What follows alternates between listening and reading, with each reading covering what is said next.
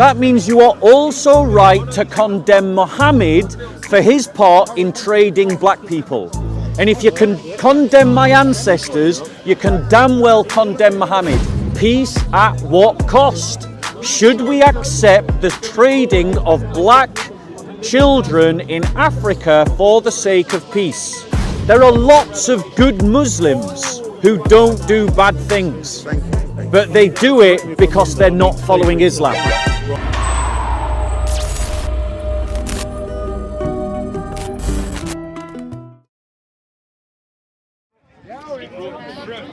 True. A lot of people get sidetracked. Just because we say, all right, I killed one person, what, there's hundreds of people dying over there, that doesn't take away from the fact I'm a murderer. I may be trying to distract you from that fact, but it's still a fact nevertheless. Yeah? So now, I'm going to show you again, in terms of, you did it again, you was like, oh yeah, they use the word Messiah, so he acknowledges that Islam acknowledges Prophet Muhammad, they acknowledge Jesus as the Messiah, but he's saying, no, but they don't know what the Messiah is. Do you get what I'm saying? So again, we're undermining someone else's intelligence. And unless you speak Arabic, you can't say what they think the Messiah means. That's not fair. That's kind of a narcissistic approach to believe that you know more than them to even know what they understand without trying to understand them. That's narcissistic behavior. I'm not saying that you're aware you're doing this, but I'd point it out just so you can rectify that approach towards your studying. Do you understand? So now, when we're talking about these prophets, at the end of the day, the prophets never, not one of them, because I can go and show you how Prophet Muhammad, peace be upon him, he set slaves free. Yeah? I can show you that he set slaves free. Does that mean that I can't bear witness to other atrocities that happened? No, I'm not ignorant. However, I can show you that he set slaves free. You can bear witness to Bilal and all these people. Do you understand? But the point that I'm trying to make here is that I believe there's too much bashing. Oh, sorry. It's okay. It's practice. It's good practice. Yeah. Okay. So let me just deal with this. Messiah is a Hebrew word. Okay. Right. It's not an Arabic word. So I don't need to know Hebrew. We don't need to know Arabic to know what the Messiah is. We need to know Hebrew. And the reality is that you can also go and ask Muslims, what does it mean for Jesus to be a Messiah? And I've done that, and I'm telling you, they don't know.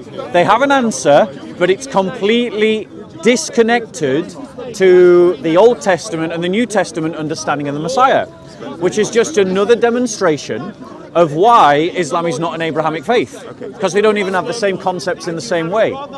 The Messiah is a divine figure. He stands in the place of Yahweh. He does what Yahweh does, but he's also a man. And that's appropriate because it's Christmas, and so we're talking about the incarnation. Now, what I would say to you, bro, is if you recognize something is unjust, and if you recognize that something is true, have the inner strength within you to take one label off and put a new label on. Drop the label Muslim and have the strength to pick up the label Christian. Now, I kind of forgot your other points. So, I forgot your other points. So I'm just going to talk about another point myself.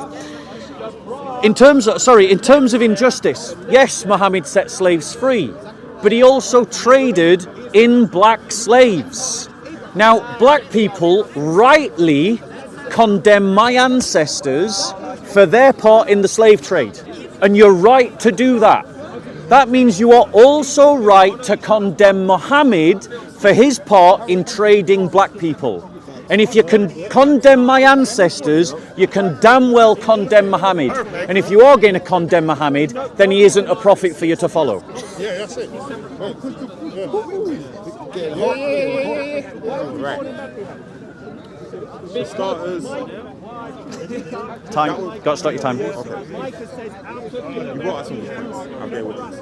However, again, Christianity is no better.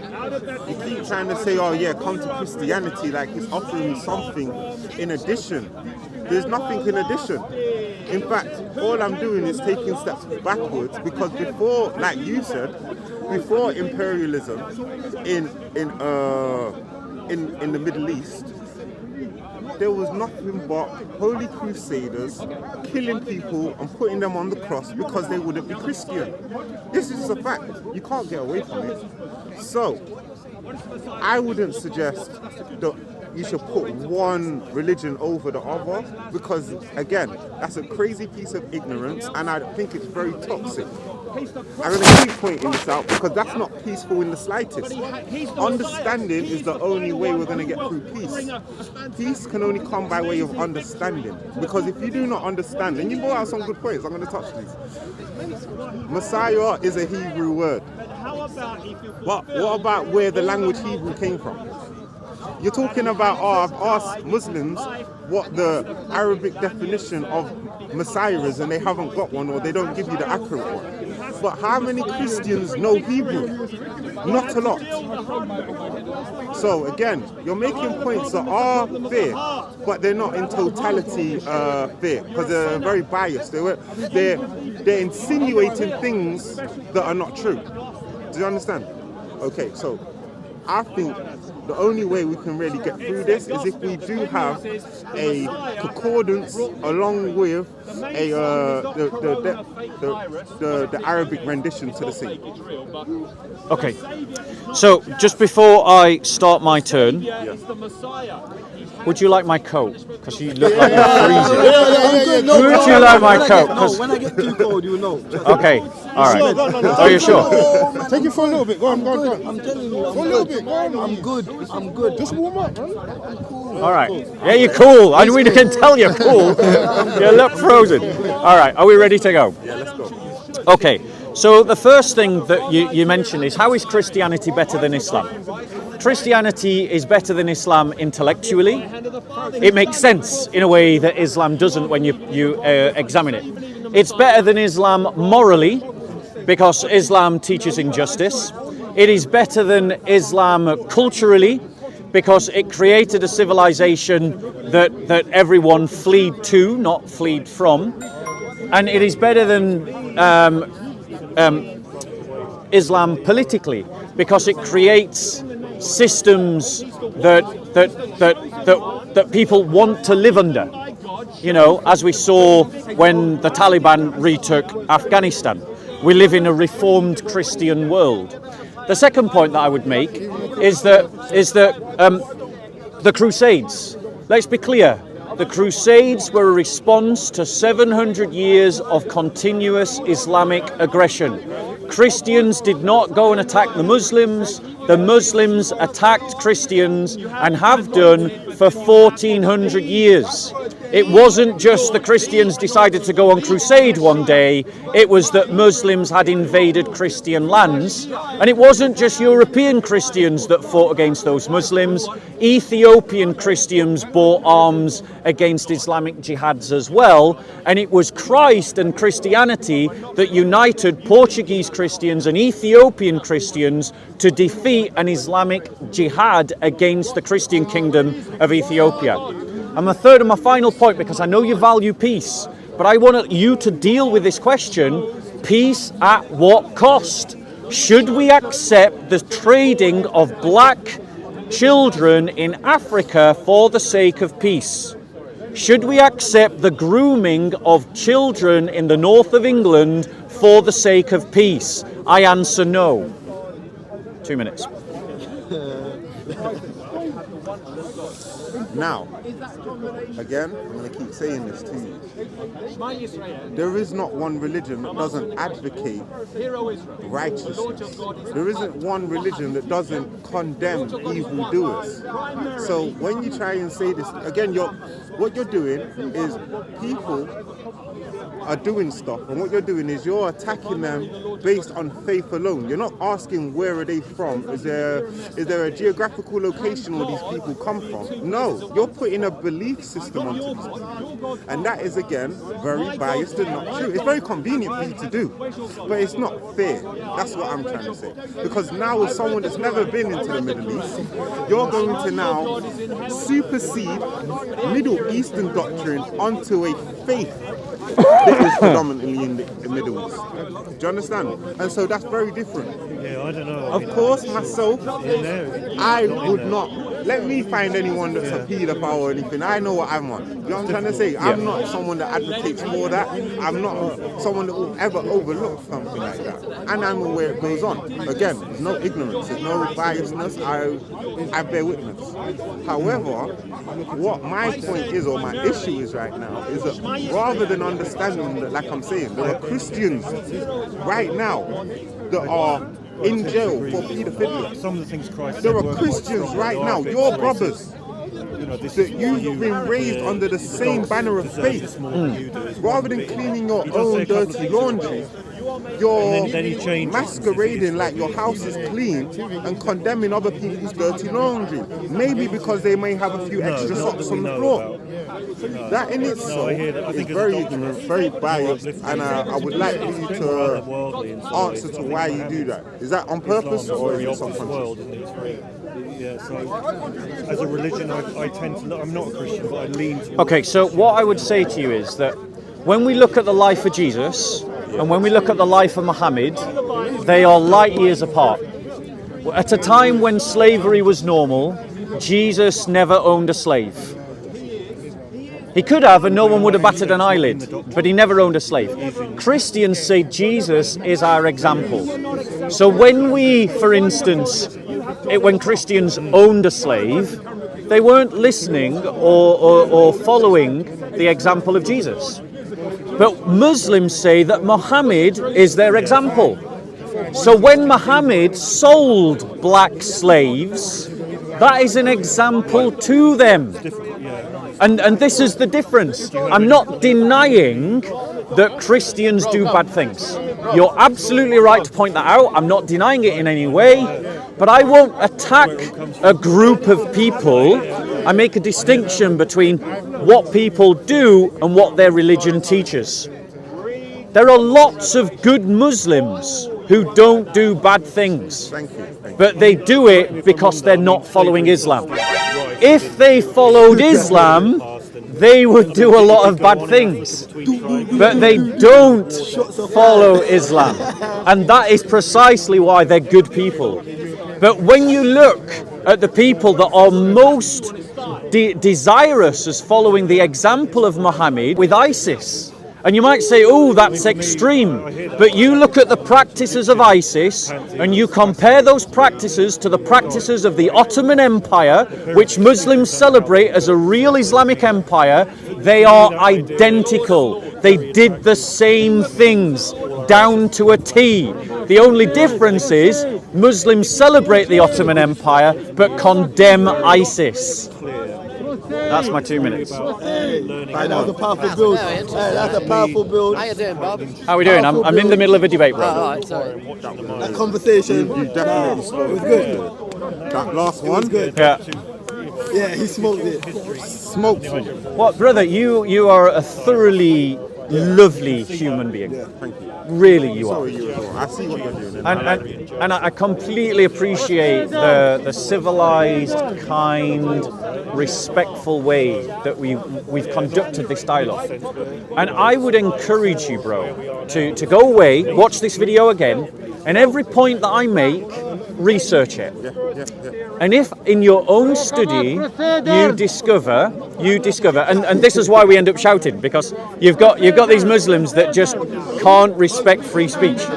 But I would encourage you that if what I've said is confirmed by your own study, that you have the courage to take this Muslim label off and to look again at Christ, who is our example, and to ask yourself, who is Jesus to me? Do I want to be his follower? Do I want to follow him and be a disciple of him rather than a disciple of Muhammad?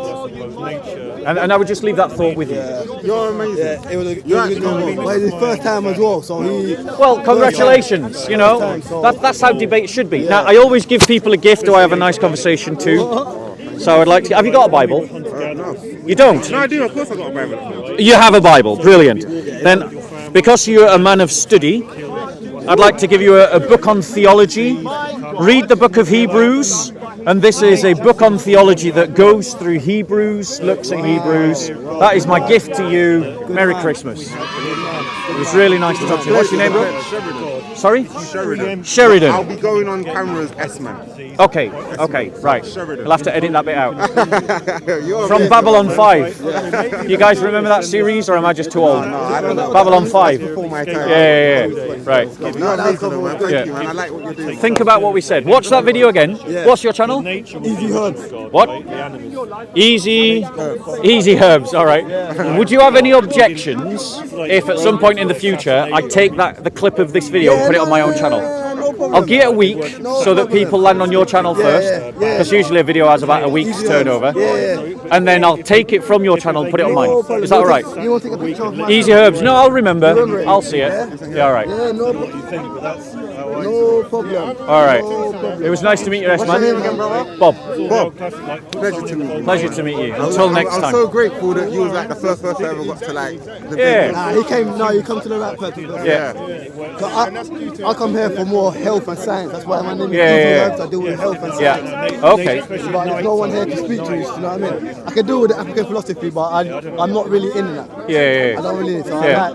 I like the comfort that you both have. Yeah. So have a think about what we said, and if you got any questions, you come back and we'll talk again. Let's go, man. All right. 100%. God bless you, S-Man. Merry Christmas. Merry Christmas. Merry Christmas. Yeah, Easy Herbs. Yeah. Easy Herbs. I'll look out for it. There was one thing I just wanted to ask. Yeah, of course. I've lost it. It'll come back to me. You're going to be around, aren't you? Yeah. Yeah. Until a bit later today. I remember there was something I wanted to ask. I'm going to do a talk now. How are you? So Yeah. you're going to be busy for quite a while. Yeah. But come and grab us when you see I'm free. Don't be No frightened. worries, no Don't be shy. worries. Yeah. So I was talking to S-Man. He's a really lovely guy. First time in the park. And like a lot of people, he's been influenced by the strength of Islam in our society. And that needs to be a wake-up call to Christians, that people are identifying with Islam purely upon its sociological strength. And Christians, this is why we need a muscular Christianity. But ultimately, we were talking about, should a person follow Jesus Christ or should a person follow Muhammad? And as you saw from the arguments, Christians have really good grounds, moral grounds. We didn't get into much doctrinal grounds, but we did on some, particularly around the Messiah. We've got good grounds to reject Islam. Islam doesn't understand what the Messiah is. Islam justifies a religious apartheid. Islam justifies a slave trade. But when we look at Jesus, we don't find those things. And we look at the New Testament and it understands what the Old Testament says about the Messiah. And so I would encourage you, if you're one of those people like S-Man, that is searching for truth and has been influenced by Islam, have the strength to reject something that is worthy of your rejection. If you, the black community, can condemn my ancestors for trading in slaves, and you're right to do so, then you should also condemn Muhammad for trading in slaves.